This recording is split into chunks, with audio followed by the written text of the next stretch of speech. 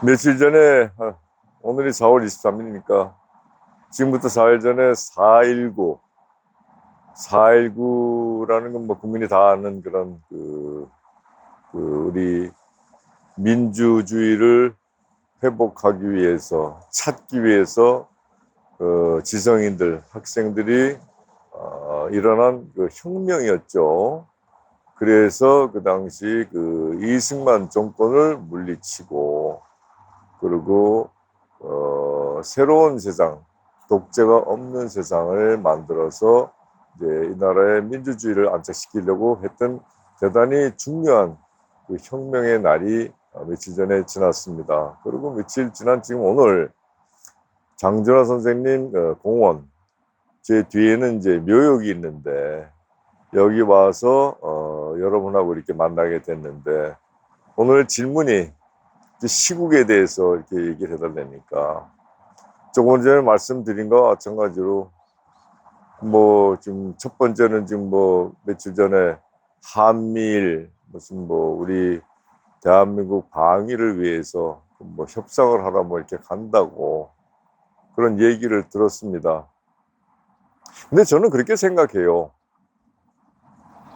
어찌됐든 역사적으로 보게 되면은 미국하고 우리 한국하고 또 일본하고 한국하고 이 참 끊을래야 끊을 수 없는 그런 특이한 이게 국계 관계를 맺고 있죠. 그런데 미국이면 미국이고 일본이면 일본인데 어째 오늘 나와서 계속 한미일 미국하고 일본하고 붙여가지고 대한민국하고 이 외교라든가 어떤 무슨 정치라든가 어떤 군사적인 문제라든가 경제적인 문제라든가 이걸 논의하는가. 물론 국제사회에서 지금 뭐 우리 주변에는 중국도 있고 또 러시아도 있고 호주도 있고 뭐 또 무슨 동남아시아 제국들도 많고 영국도 있고 프랑스도 있고 많습니다. 근데 왜 하필이면 한미일 하는가?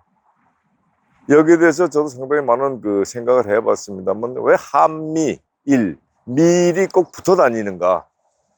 그걸 이렇게 들여다볼 때 우리가 참 암울한 우리 과거 역사, 해방 전후를 통해서 그 암울한 역사에 그 뿌리가 있다 이렇게 생각해봐요.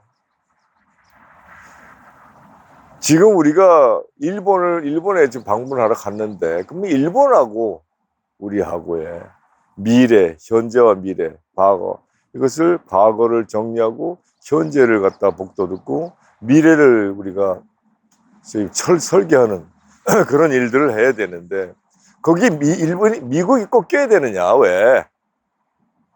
그 이야기인 즉슨 저는 제 개인적으로는 그렇게 생각합니다. 미국하고 일본은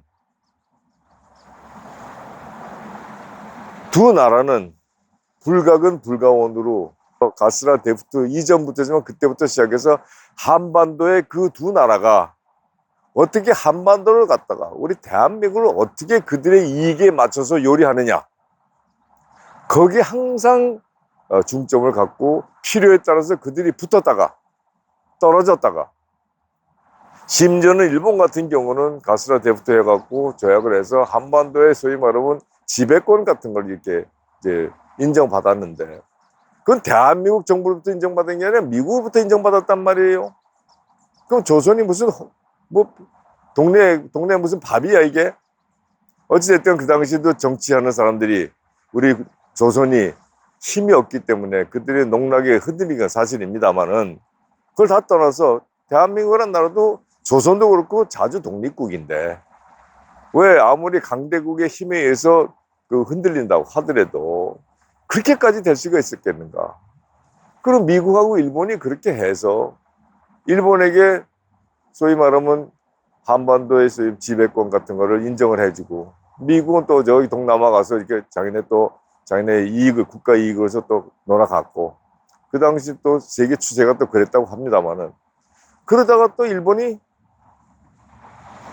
뭐 동북아 공정해서 한반도도 그러고 다 자기네가 다 잡아먹고 온갖 수탈은 다 하고 온갖 비인간적인 행동도 다 하고 이 나라에서 아주 소위 말하면 뿌리를 뽑아갔는데, 나가서 중국에 가서 중국에 만주 사변 일으키면서 중국도 뿌리를 뽑아갔는데, 그러고 나다 보니까 일본은 이제 가질 거 좀 가졌으니까 미국도 좀 가져봐야겠다 해서 대동아 전쟁을 또 일으키지 않습니까?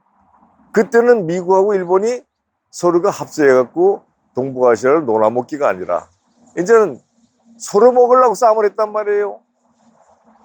그래서 결국 일본이 졌어요.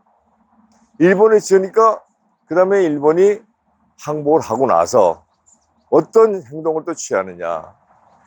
자기네는 미국이란 강대국하고 싸움해갖고 패전을 했기 때문에 한반도, 즉 우리 대한민국 땅을 미국에게 뺏겼다 이렇게 생각을 한단 말이죠.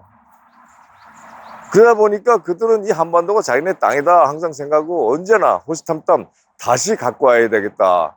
그런 생각들을 하고 있는 그 군국주의자들이 미국하고 또 찰싹 붙어갖고, 그래서 또 미국의 앞제비 노릇을 하면서 한반도를 다시 자기네가 어떤 관리를 해보려고 하는 행위를 지금 계속 하고 있어요. 독도 문제도 그렇고, 그다음에 정권이 바뀔 때마다 호시탐탐 싸움했다 붙었다 이러면서 이 한반도 내에는 또 과거의 친일 세력들의 잔존들, 그 후세들까지도 연결을 시켜서 자금도 대주고 연구단체도 대주고 하면서 은밀하게 이 한반도를 다시 한번 공략을 해보려고 하는 것이 그들의 음모입니다. 그런 와중에 이 우리나라 정치한다는 사람들은 여야를 막론하고 그 진위를 아는 사람들 다 아는데도 정치 권력, 정치 집권 세력을 갖다 유지하기 위해서, 그 권세를 유지하기 위해서 역사와 우리 민중의 아픈 역사와 우리 민중의 앞으로의 어떤 그 경제적 수탈과 또 어떤 일이 당할지 모르는데 그건 개의치 않고 그들과 또 무슨 또 논의를 한다고 그래요. 뭘 논의하는지 모르겠어. 아마 지난번에 이제 그렇게 되지는 않겠지만 지난번 대선 때 보게 되면은 그 뭐 한반도에서 어떤 유사시에 무슨 뭐 일본 자위대가 와서 도와줄 수도 있다 하는 그런 얘기가 나왔었다 그러는데, 제가 화들짝 놀래 갖고 한 것이 한반도 유사시라는 게 뭐냐? 한반도 유사시는 결국 우리 남과 북의 문제인데, 남과 북은 어차피 미래 우리 후손들의 존재, 우리 후손들의 생존을 위해서는 통일이 돼서 한반도가 하나가 돼야 되는 건 당연한 일인데, 어쨌든 지금 소련과 미국의 장난으로 인해 갖고 남북이 갈린 건 사실입니다. 그건 뭐 여러 가지 이유가 많이 있습니다만 단적으로 얘기하면 그거예요. 간단하게 국민 학생들도 알다시피 그들의 어떤 그 영유권, 자기네들이 이익을 위해서 남북을 갈라놓은 건데, 그 갈라놓은 과정에 어떤 정치인들이 자기들의 정치적인 어떤 입지를 세우기 위해서 우리 반도를 반으로 나눠갖고서는 우리 동족 상절 전쟁을 일으켰지 않습니까? 그래서 나눠졌어요. 그런 상황인데, 우리는 이제 그걸 합해갖고 통일을 해서 같이 살아야 된다 이거죠. 미래 우리 국민, 우리 후손들, 우리 대대 후손들이 살아갈 땅이 완전 자주 독립된 그런 소위 말하는 평화스러운 땅으로 남겨줘갖고 살아가야 되는데, 이걸 뭐 전쟁에서 또 뭐 이 나라를 망치자는 얘기인가 뭔가. 아니, 예를 들어서 우리 그 한반도에서 무슨 긴장 상황이 일어나고 안보에 위협이 된다. 그럼 남북 문제인데 둘이 해결하기 생각이 안 해, 밖에서 도와줘야지. 근데 군대들이 들어온다. 이 땅에 또다시. 그건 또다시 이 나라가 외세에 의존되고 외세 지배하에 놓이는 그러한 상황에 다시 도취되지 않을까. 그게 우려가 되는 거죠. 상당히 염려하고 있습니다. 그러면서 오늘 이 자리에서 시국 얘기해달라니까 특히 한일 문제 얘기했는데, 미국은 지금 우크라이나에서도 좀 문제가 소리나고 많이 있습니다만, 그건 열강국들이 다 알아요. 러시아가 왜 우크라이나를 가서 쳐들어가서 사람 죽이고 저렇게 날 학살하고 전쟁을 하고 엄청난 무기들을 갖고 장난하고, 소련은 또 왜 거기 가서 들어가서 그걸 뺏어 먹으려고 그러면서 지네 군함까지 잃어가면서 왜 저렇게 난리를 치고 있는가? 딱 하나입니다. 결국 그들이 이합집산하면서 그들의 이익을 위해서 하는 거예요. 그래서 제3국 조금 힘이 없는 나라를 희생시키는 거지. 이제 우리는 거기서 벗어나야 돼. 우리는 자칫 잘못하다가 한반도가 유력에 남은 분단 국가인데 여기서 무슨 장난질하게 되면 누가 당합니까? 누가 힘들고? 바로 우리 대한민국 국민, 대한민국이 힘들어지는 거예요. 여기서 장난하는 사람들은 밖에서 손가락만 까딱까딱 하면 자기네 돈 다 벌고 이익 취업가 다 취해요. 죽고 나가고 망하는 건 결국 우리나라라 이거지. 그걸 좀 생각을 하고 고민 좀 해보자. 그렇습니다. 근데 제가 이제 개인적으로 좀 흥분도 하는 그런 일들이 많이 벌어지고 있는데 사실 그래요. 장준하 선생님 묘에 가서 오늘 이제 장준하 선생님과 관계된 이 나라의 미래, 현재, 그 다음에 우리가 무엇을 해야 될까 이런 것을 이제 고민하면서 국민들에게 좀 역사의 사실도 알려드리고 하려고 하는 그런 시간이었는데 먼저 이제 한일 관계에 그런 일이 벌어져서 이제 질문을 하셨으니까 제가 말씀을 드렸습니다만은 이제 장 선생님을 이렇게 돌아다 보면은 그렇습니다. 현 시국을 말씀하셨는데 현 시국 보면은 제가 그동안에 장준하 선생님이 독립운동을 하고 광복군으로 싸움을 하고 들어와서는 친일의 뿌리를 두고 친미의 뿌리를 둔 협정을 해온 이승만 정권 독재와 싸움을 했고 그 다음에 유신이라는 쿠데타가 일어나갖고 유신 쿠데타의 주역인 그 박정희라는 사람도 또한 그 일본 군인으로서 독립군하고서 대척점에 있던 사람인데 결국 그 사람이 쿠데타를 일으켜서 또 나라를 갖다 이제 옛날 무신의 난처럼 그렇게 했어요. 어찌됐든 간에. 그래서 권력을 18년 장기 집권을 하면서 이 나라를 그의 개인의 나라로 만들려고 그렇게 하고서는 참 독재를 많이 했죠. 그것 때문에 장준하 선생님 또 많이 싸움을 하다가 돌아가셨습니다. 그 싸움의 내용이 뭐냐? 군사 독재는 이 나라에서 필요 없다. 그리고 이 나라는 진정한 민주주의 국가가 돼야 된다. 그걸 주장하면서 싸움을 했기 때문에 그랬는데 그 자들이 장준하 선생님을 죽였단 말이에요. 왜냐?